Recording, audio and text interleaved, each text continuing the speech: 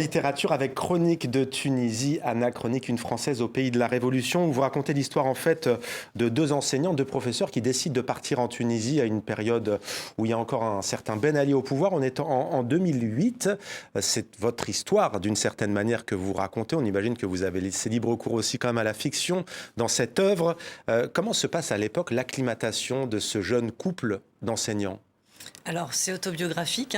Ouais. Et au début, quand on débarque, moi, c'est un pays qu'on n'avait pas visité en tant que touriste. Donc, on le découvre vraiment au moment de notre affectation. Et on est choqué de découvrir en fait tous ces portraits géants de Ben Ali partout. On n'est pas du tout habitué à ça en venant de France. Et de découvrir aussi l'omerta, la corruption pour les mauvais côtés. Mais après, il y a surtout plein de bons côtés. La corruption, vous en apercevez assez vite ? Au niveau de la police, oui.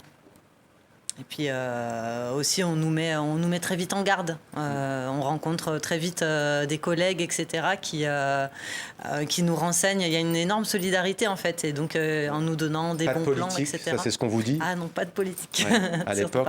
L'ambassade aussi, mais ça, c'est normal, vous êtes enseignant, vous êtes tenu à un devoir de réserve. Donc oui.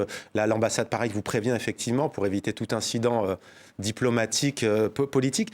Comment ça se passe avec les élèves ? Des élèves plutôt issus d'une... peut-être pas la bourgeoisie tunisienne, mais quand même d'une classe aisée ? Oui, c'est des élèves plutôt aisés, donc, dont les parents ont eux-mêmes fait des études supérieures à l'étranger et qui souhaitent souvent le même parcours pour leurs enfants. Il y a aussi des enfants des dignitaires du régime de Ben Ali. Donc forcément, on marche sur des œufs, surtout quand on fait certaines parties du programme, puisqu'on applique le programme français. Quand on parle des dictatures, par exemple, du culte de la personnalité des dictateurs, et du coup, les élèves, ils font le parallèle. Ils disent « Ah, mais c'est comme avec Ben Ali, il y a ses affiches partout. » Et là, ah bon ? Ah, vous avez remarqué ? Il y avait cette parole libre quand même ? Les élèves posaient des questions.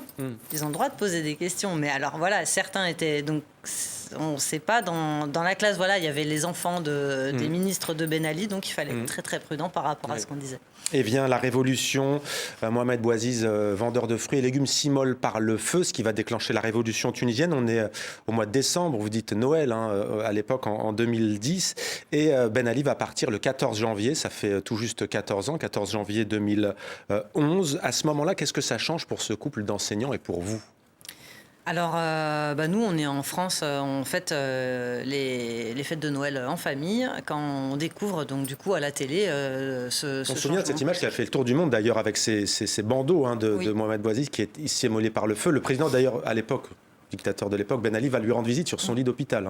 Oui, il fait des promesses à la famille, il promet des emplois à la famille, etc. Mais donc, il décède de ses blessures. Donc, on rentre en Tunisie, on reprend notre poste. Donc, on sent que l'ambiance est électrique.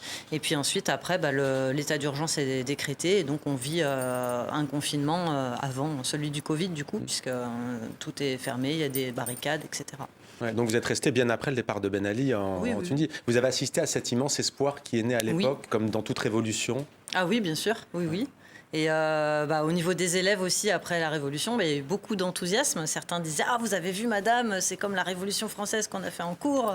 Nous aussi, bientôt, on va être dans les livres d'histoire, etc. » Donc, il y a eu beaucoup d'enthousiasme. Après, c'était spécial aussi parce qu'il y a une partie de la classe qui était vide, puisque tous les enfants, du coup, des dignitaires du régime n'étaient plus là. Puis il y a des gens qui ont eu peur aussi de la Révolution, donc ils sont partis. Vous le dites à la fin de la bande dessinée, votre enfant et votre garçon est né là-bas. Oui. Il a envie d'y retourner, vous aussi, on imagine. Oui, c'est une promesse qu'on lui a faite de l'emmener voir son pays natal pour ses 10 ans. Donc voilà, bientôt. C'est ce qu'on vous souhaite. Anna, Chronique de Tunisie.